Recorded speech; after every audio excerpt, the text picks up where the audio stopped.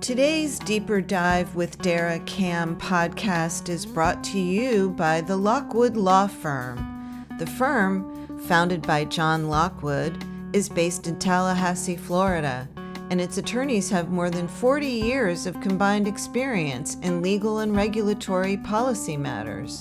The Lockwood Law Firm specializes in the alcoholic beverage, cannabis, casino gaming, and healthcare industries. Visit lockwoodlawfirm.com for more information or to set up a consultation.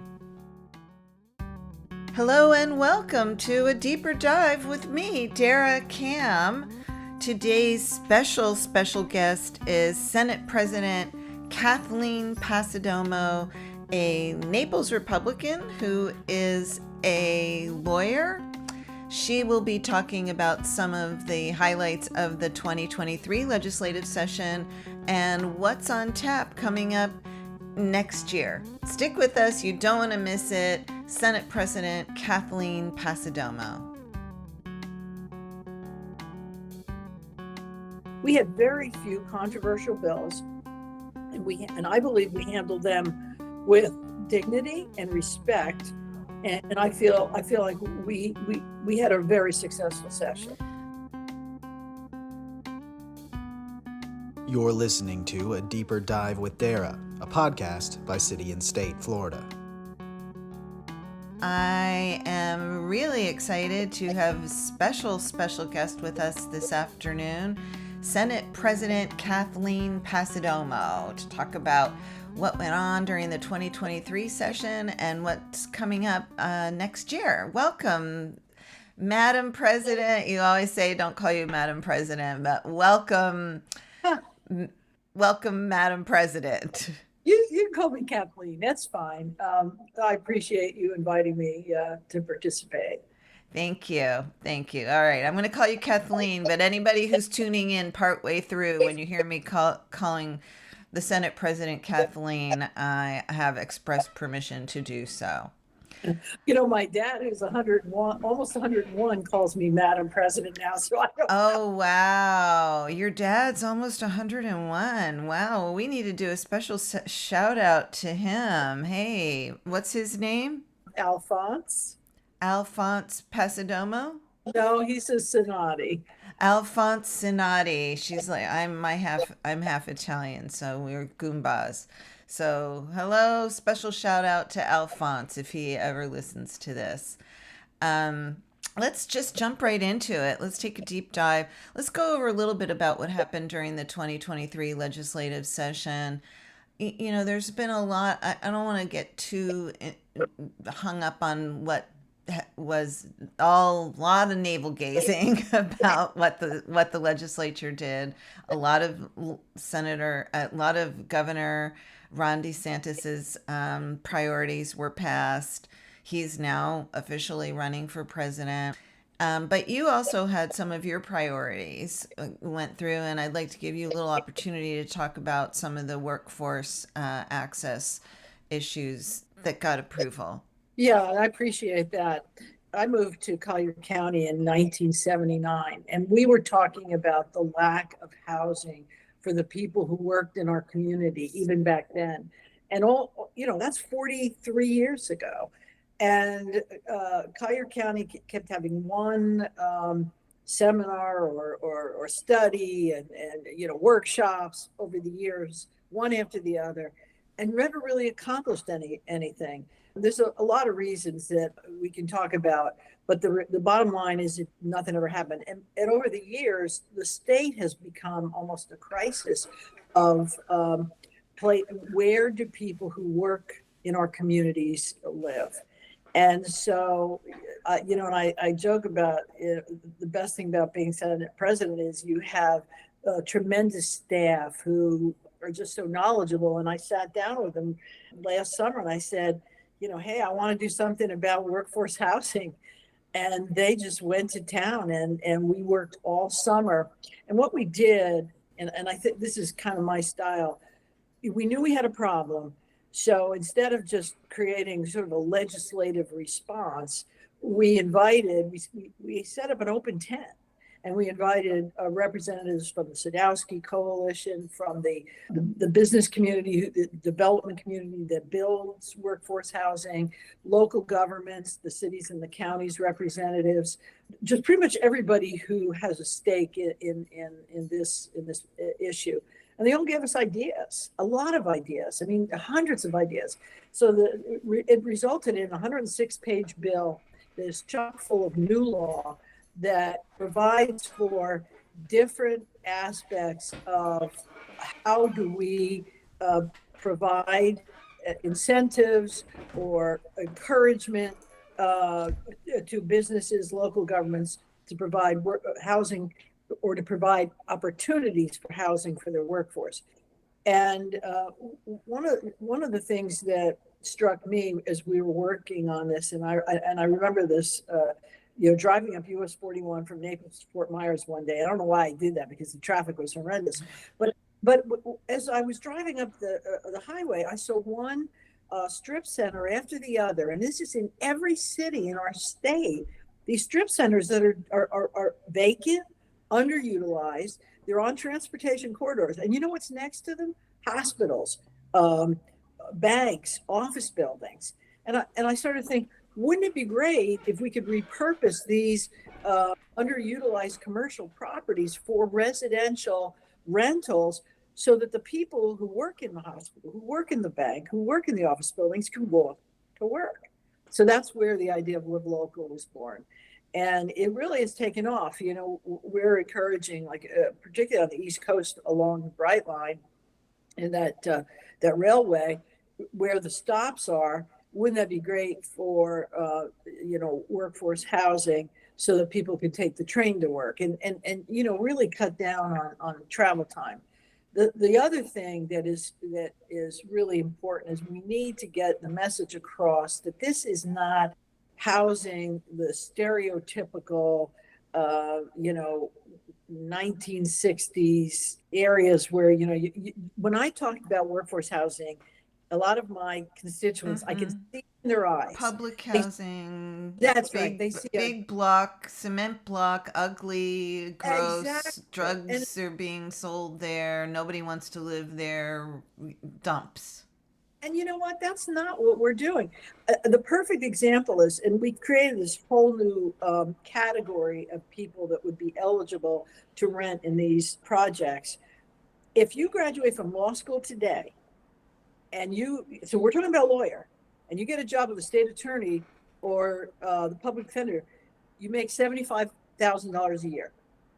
That's not enough to live in many of our communities. And so these are the people we're looking at. We're looking at the young bank tellers, the people who work in the grocery stores, the people who work in retail. And we call that the missing middle. And that's one of the beauties of this bill. We are creating opportunities for tax benefits to those companies that will build affordable housing projects that for those kind of people, they get tax rebates and benefits.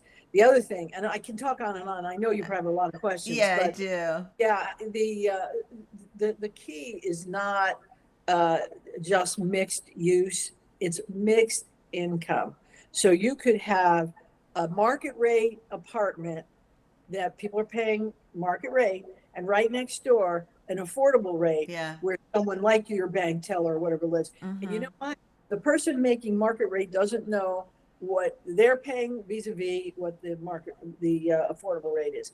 That's the beginning of a community. That takes it out of the stereotype. We're talking about people who work amongst us every day. Yeah, they did a really neat project in New Orleans after Katrina. I don't know if you've ever seen these, what they did. They tore down this horrible public housing that they had on General de Gaulle Boulevard, and they put these gorgeous multi-family units in there, and it's exactly what you're talking about, multi-income, and they've got community centers, and it just is reinvented that whole part of New Orleans. So it'd be great if we can see something like that going on in Florida. I guess we will be seeing that. Thank you for sharing that with us. I wanted to talk a little bit about the abortion bill and that kind of ties in with how the politics of the makeup of the Senate has changed, become more conservative over the past since really November. A lot of House members came over, I think, and we could talk about this for ages also. I think that Republicans in Florida and around the country have become more conservative in general as a whole. The party has shifted farther to the right, or many of its members have. But there was a lot of whispers, a lot of criticism the Senate got about agreeing to the 6 week abortion ban. Many people said that that was something that you had actually expressed concerns about, even the 15-week ban. So I'm wondering what your thoughts are on why the Senate agreed to the 6 week ban, and if you're happy with the product that Florida now has, knowing what, as a woman, as a mother, as a person, what a 6 week ban functionally means. Many women will not realize they are pregnant until after that time restraint has already elapsed. Well, for me, the concern I had expressed about the 15-week ban was more about the fact that it did not include an exception for rape and incest. And I've been very clear about that I believe that should be an exception. And so when we passed the 15-week ban, and of course, I voted for it because that's all I had to vote for. But I expressed my concern. I am absolutely pro-life, and I'm not apologetic about it. But I do believe that if someone is raped or is had product of incest, they should not be tortured further by having to carry that child. It's a terrible situation, I'm sure, for anyone to be in. So when you get what happened was, I would have been on the record that I was supportive of a 12-week in order to get the exception for the rape and incest, and then later on the victims of human trafficking. But unlike the perception, I don't tell my colleagues what to file and how to pursue it. Senator Grahl, who is very passionate about her policies, she was the person who wanted to carry that bill. The other members knew that. No one else filed a bill, and she filed that bill. I discussed with her I needed to have the exception for rape and incest, and that was really important to me. And she filed a 6-week ban. And so, I was willing to accept that to get the exception for the rape and incest and then the human trafficking. The House may have even gone even further. Frankly, I believe Senator Rowe would have preferred no exceptions. That's her policy. And I'm not going to criticize any member for how their firm believes. I wish we had ended up with 12 weeks. We didn't. But I'm very comfortable that we were able to get that exception. I appreciate that. I hope I not to make like that was a very serious topic, and thank you for your frank answer. Max, Max, frequent visitor to the podcast, just popped his little head up. So I hope he didn't take you aback. I'm trying to keep him quiet. We don't have any Max support in the house today, other than myself. So let's talk about this shift in the makeup of the legislature, supermajorities, Governor DeSantis having very strong support from both chambers. Do you think that the Senate has given up its traditional independence? I don't believe that at all. What a lot of people are not reporting is that the policies that the governor pursued are policies that my senator colleagues support, and I support. And so this is not giving up power, whatever. It's working collaboratively, and not as much as is spoken about that. When I was first elected president, I sat down with a speaker designate at the time, Paul Renner, and we discussed how we're going to govern and how we're going to handle our respective chambers. And we agreed that we were not going to play any games. We were not going to hold up either's priority to get something we wanted. And in fact, we shared what our priorities were even back then and committed to help get each other's priorities across the finish line without any of the backfighting that may have happened in the past. And it worked, because think about this, my Live Local bill passed the first week of session.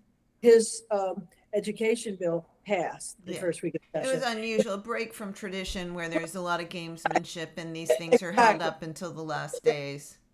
And the governor and I developed a great relationship. I spoke to him frequently. If I had any issues with some of the bills that were his priorities, the actual writing of the bills, we agreed in the principle of what the issues were. And then the devil, of course, is in the details. And if I had an issue, I went and talked to him about it. And I'd say probably 90% of the time, he said, yeah, I agree. So it was a very collaborative session, I think. So we didn't give up anything. I think we gained a lot because we gained respect. And here's the other thing, you talk about the supermajority. I worked really well with our Democratic colleagues. I told them this, and I told my Republican colleagues, I will not walk over my Democratic colleagues in the Senate because, and I've said this so many times, we all represent over 600,000 people. And the people in my district may have different political philosophies than the people in Senator Jones' district. But when it all comes down to it, most of the bills that we passed, and we talk about this all the time, were bipartisan because they were people-centric, constituent-centric, and they were in the best interest of all of our constituents statewide. We had very few controversial bills, and I believe we handled them with dignity and respect. And I feel like we had a very successful session. I guess, you say you had very few controversial bills. The controversial bills, as always, suck all the air out of the room. And these, we call them culture war issues. The culture war issues, I don't want to, dwell on them today because we're fortunate to have you with us. And I've talked about them on other episodes of the podcast. And what I'm really interested in is to talk about what's coming up, and that we can give our readers, our listeners, a peek into what's next on your agenda. Well, I talked about my Live Local Act. Well, I'm going to move into Live Healthy Act. And here's the premise. We have, and I love to say this, in the free state of Florida, more and more people are moving here. We have a great economic climate. We don't have, as you know, we don't have a state income tax. We have a great weather climate. People love moving to the state of Florida. Here's the problem. Many of them, probably most of them, are older and they're going to need health care. We do not have enough providers, whether it be physicians, nurses, technicians, facilities, to handle our current population comfortably and easily. I hear oftentimes from constituents that if they want to have some kind of elective surgery, they got to wait 8 months to a year to get in. My primary care physician, I make an appointment a year in advance to get in. So we have to. God help you if you have to cancel an appointment. I'm a type 1 diabetic. I love my endocrinologist. I had to cancel because of a court hearing I had to attend, and I could not get in to see her for 3 months was the soonest I could get in to see her again. So Yeah. it's So it's only chronic. going to get worse. So that being the problem, we have to find creative solutions. We have to attract new providers, whether it be doctors, nurses, the whole scope of the medical community, medical profession. We have to find creative ways to do that. We're going to look at these at different solutions, look at suggestions. I want to do it the same way we did with Live Local, and that is open a tent and invite everybody to participate. So we're meeting with representatives of the Hospital Association, various hospitals. We're meeting nursing homes, the Florida Medical Association, Florida Hospital Association. We're meeting with everybody who has something to offer. Today I met with someone from the Department of Veterans Affairs, and we were talking about the specific medical needs of veterans, which are different than others, and how do we handle those type of things. Technology is huge, and we don't use technology as well as we could. I think the telehealth movement has been a huge benefit, particularly with mental health. Some of the hospitals now are doing healthcare at home. We have to start looking at that on a statewide level. Diversion from the emergency room, because, and it's not a lack of insurance. Whether you have insurance or don't have insurance, what do you do at midnight when you get sick? There's only one place to go, and it's the emergency room. But that may not be the appropriate place because you may not need that kind of facility. We have to start looking at all the ways to make the delivery of healthcare more efficient and more cost effective. So that's what we're going to spend the summer doing, and hopefully come up with a plan, sort of a live healthy plan that kind of mirrors the concept with Live Local. Would that include, a lot of times people, when they talk about expanding access to healthcare, the first thing that people discuss is expanding Medicaid. As I said, I don't believe we need to expand Medicaid. I didn't support it when I was in the House when it came. That's not an answer, because as I said, whether you have insurance or you don't, if we don't have any doctors to treat you in the middle of the state, there's so lack of medical professionals. That's where we need to focus on. And so the whole Medicaid thing is just a distraction to what we should be looking at. We've got to look at, birth to death. I kind of have in my mind this sort of a comprehensive plan where you start with prevention. We've got to start doing more with prevention, health fairs and the like. We have to detect pathology sooner rather than in the ER. And then we have to have early intervention, which is you start, if you detect things, you got to start working on them. You got to get people in to see people and start living healthier. And then you've got the acute crisis. That's when they go to the ER. What should you be doing there? And then as you get older and we're looking at nursing care or skilled care or long-term care, all those things need to come into play. And then you end up with palliative care. So I think we just need to come up with a plan that is different and creative. And I feel really confident. I've got the best staff in the world, and they are working all summer. I'm just so proud of putting together groups of people to meet and talk and give their ideas. Thanks for listening. We'll be right back with Senate President Kathleen Passidomo.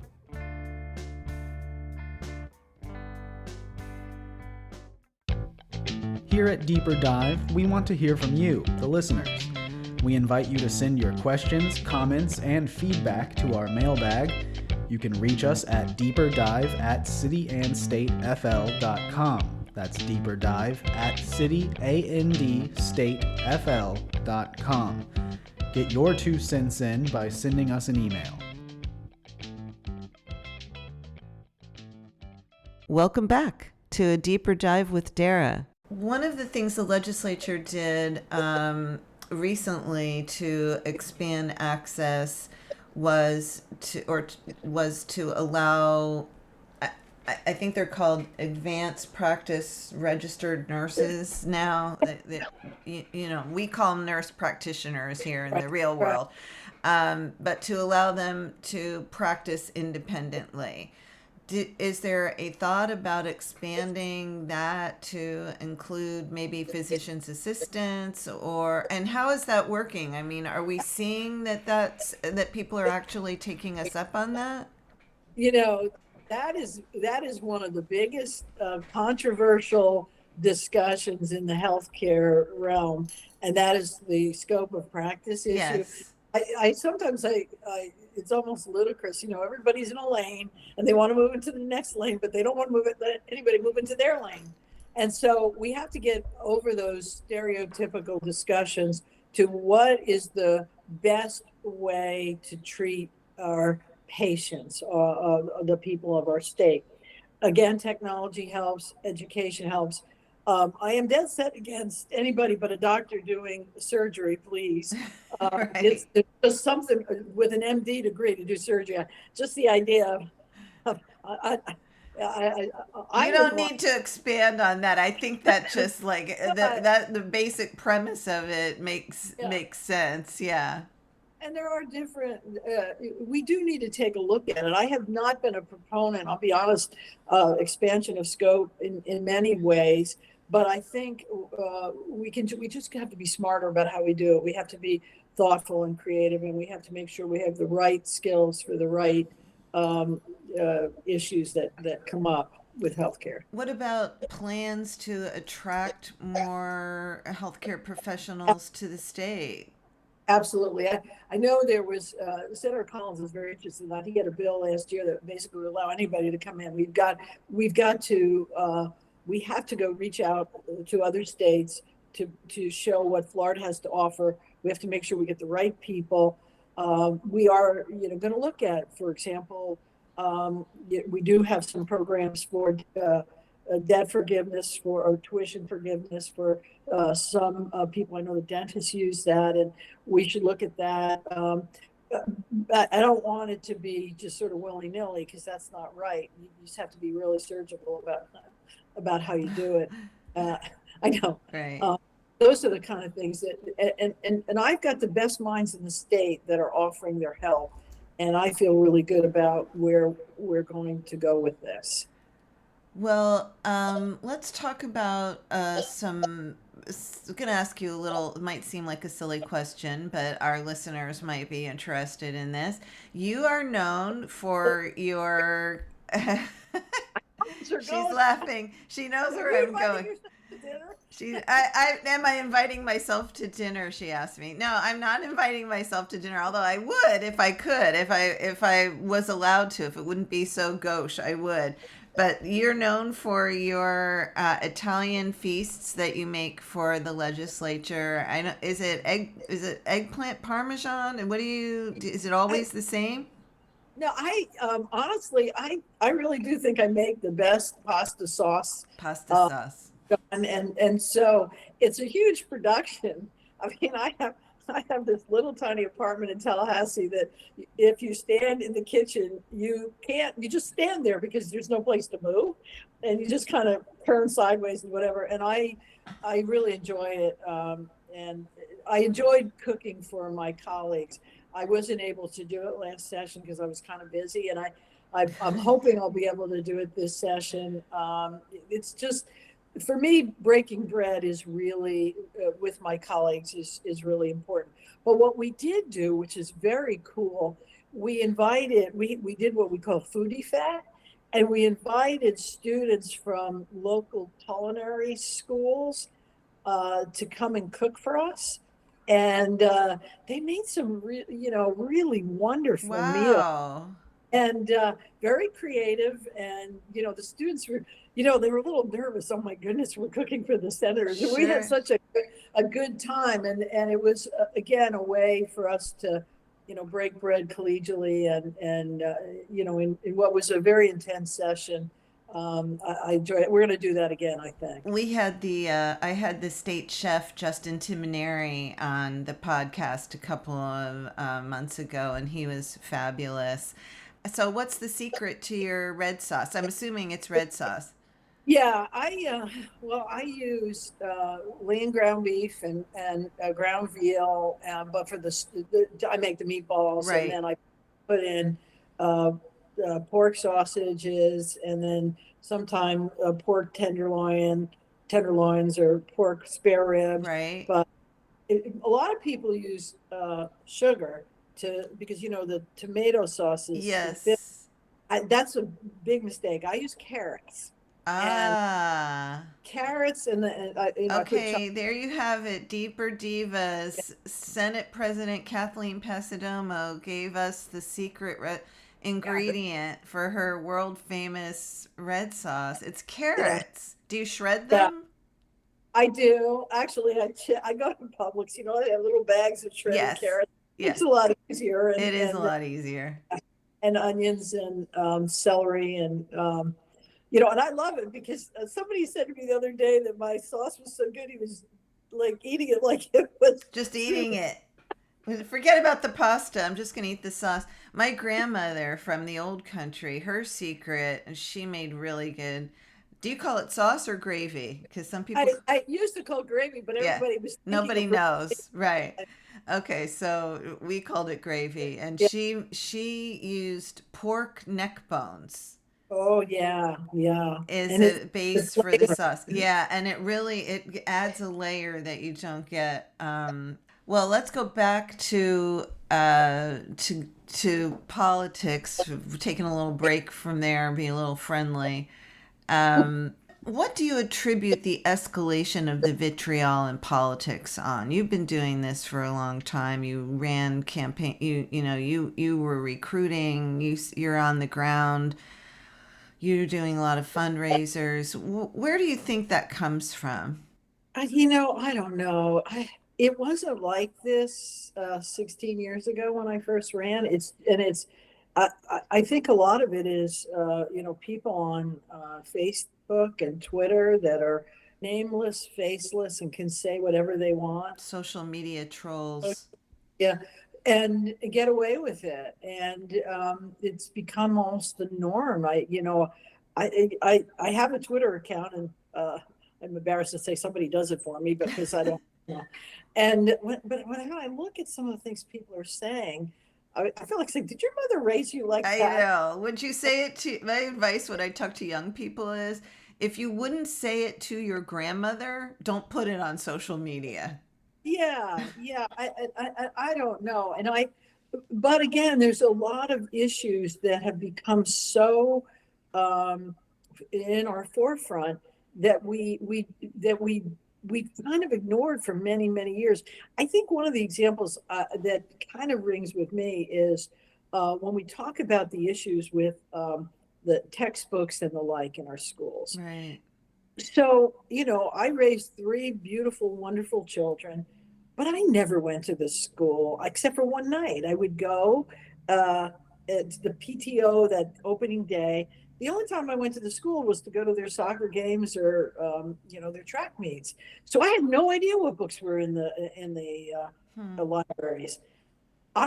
So when I have parents come to me and they show me what they found in their school libraries, I'm absolutely shocked because I'm embarrassed to look at some of these things. And my question is, how did this happen? How long has this been like this where we didn't know or notice? I'm proud of parents now who are taking an interest to go into the schools and to find these things and to want to do something about it. So I don't know the answer to this, but how long have some of these issues been percolating before they have become almost a crisis in a sense that it's polarizing? I don't know if it would have been polarizing when my kids were in school, if I'd gone and found some of these books that have some of these weird things in them, because I think everybody would have But agreed. are you concerned that it could go too far? That allowing one person who doesn't have children in this under the law, you don't have to have a child at the school. You don't even need to live in the county. I don't think anybody can challenge a book for any reason, and it creates this whole process where they have to investigate it. I mean, there are people who are don't believe, for example, in gay marriage. Is a book that has two mommies in it, that is an age appropriate. The fact that there happen to be characters in it that is not about gay marriage, but there happen to be characters in it that are gay. I mean, is that something that children should be hidden from children? Can it go too far? Well, first of all, now just to respond to the first comment about anybody who can, Yeah. when we originally were looking at that bill, I had gotten a call from a foster parent who was saying, because the original bill was just parents, Right. the foster parent saying, I can't object because I'm not a parent, I'm just a foster. Okay. And so, and also, we have a lot of grandparents that are raising children, and the original bill did not contemplate grandparents. Now, maybe did we go too far? I don't know. But I think it's better to, allow those people who are interested or invested, to participate. And I think it's up to individual school districts. Sometimes they do go too far. Sometimes they don't go far enough.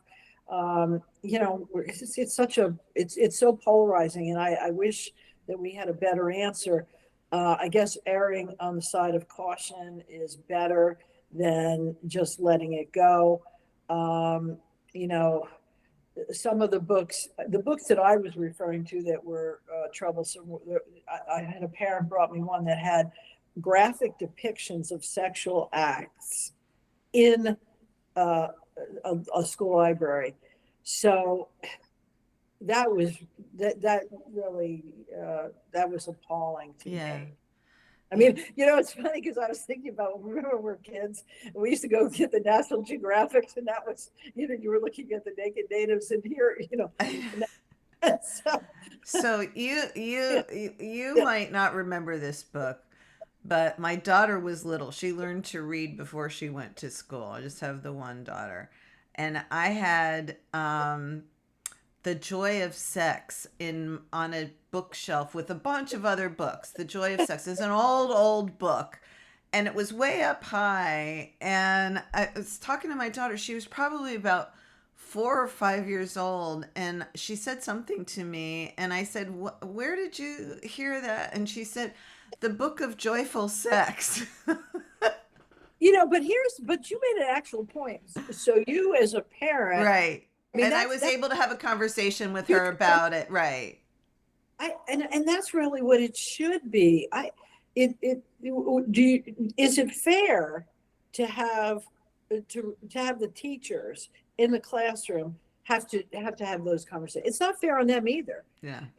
And this should really be where parents come in, and that's the side that I come down on. Parents should be able to parent, teachers should be able to teach and not have to parent. I mean, there's so many issues that we have to deal with in our schools today. And, I applaud the teachers for being willing to undertake the care of our kids, because it's a huge job. Do we want to keep adding additional requirements on them?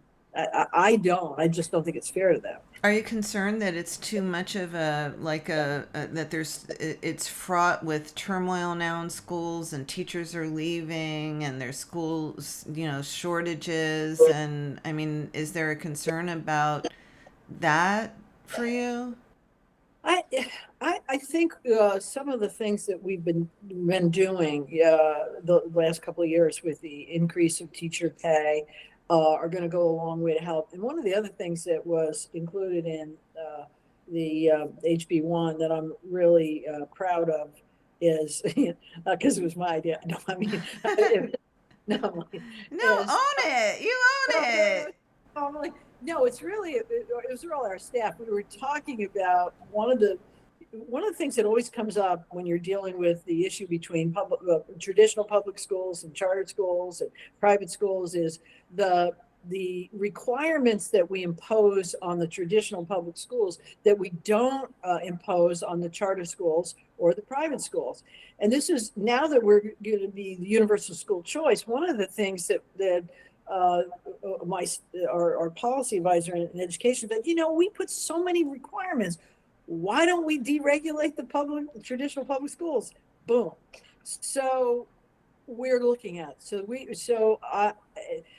that's one of the biggest challenges for the school system is that every year, and I remember for every year that I've been in a legislature, we've always passed some bill that says this shall be done in our public school system. Whether it be this shall be taught, or this will be this certain day, it'll be a day for this, I remember one of them that I looked at was we have to have a Be Kind to Animals Day. Now, I think that's great and it's noble, but why should we mandate it? So we have so many of those. They take away from your education, all these things. Why don't we let our school districts decide which one of these type of extra requirement they want to do? So we're going through it. And I think that's going to really help relieve the burden on our teachers because they have to do so much more in our traditional public schools that we regulate them to do. So I'm looking forward to see what kind of report we have this summer. And now that we have those education spending accounts, it would sort of maybe make it more level, provide some consistency between the different types of schools. If people are using vouchers to go to private schools, or if people are choosing to go to charter schools or whatever. So that's what do you think is your biggest accomplishment? In the legislature or in life? Whatever. My biggest accomplishment is really, I always go back to, I've got 3 of the most wonderful children in the entire universe. And I don't know how they are so successful because, I mean, that's what I feel so good about that. And I mean, that really is my number one, if anybody asks me what my legacy would be those 3, because, they'll carry it on. And I got 2 grandkids that I just adore. And of course, a husband that's wonderful. So, I love that answer. And so on the legislative side, what do you think I mean, nothing can really, your kids are your life, right? So they are your legacy. What on the legislative side, what do you think is your biggest accomplishment thus far? well, I don't want to say a piece of legislation. I mean, maybe the Live Local Act will be because I think it's going to be transformative. But I think it's just being able to, at the end of the day, when I leave the Senate and I'm done and I go home and sit in my rocking chair drinking mint juleps or whatever, what will I feel like I've made an impact, and a lot of things bills that we don't talk about, initiatives that we don't talk about that we have collectively done as a body, and that's got to be, when I'm done, I'll say, well, I made a difference. That's all I want to be able to say. I made a difference. Making a difference. My last question to you is, how is being Senate president different from what your expectations were? Oh God, it's totally different. I had no clue what I was getting into. It's a lot of work, but I didn't expect, and this is kind of the sort of a philosophical thing. So you, as a normal member of the legislature, you have opportunities, you file bills, you do a budget request and do whatever. And a lot of times some issue will come to you and you're like, oh, darn, I wish we could actually do X. But there are certain things that only can be done in leadership. And you know, the general public says it all the time. This is a real problem. The government should do something about it. Well, as the president, I can't say that anymore. Because what I have to say, I have to do this. I can do this. But it's really hard because, you know, you just can't do it on your own. But I can't cop out and say the government should fix it because, you know, the buck stops at my, Right. so. And that's a hard part because there's so many things that I really would like to do, but you know, you only have a little short period of time to do it. Is there and one thing that stands out that you wish you could do that you don't think you'll be able to accomplish? Let's leave that for For our next conversation. All right.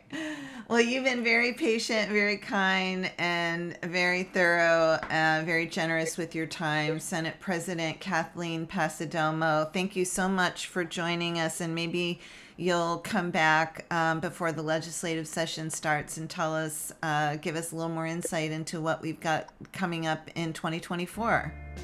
Thank you. Thank you for your time.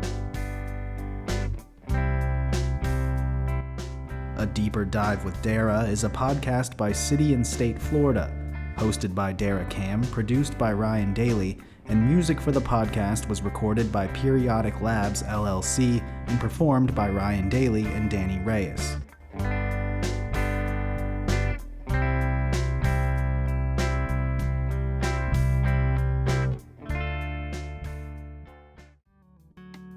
Today's Deeper Dive with Dara Cam podcast is brought to you by the Lockwood Law Firm. The firm, founded by John Lockwood, is based in Tallahassee, Florida, and its attorneys have more than 40 years of combined experience in legal and regulatory policy matters. The Lockwood Law Firm specializes in the alcoholic beverage, cannabis, casino gaming, and healthcare industries. Visit lockwoodlawfirm.com for more information or to set up a consultation.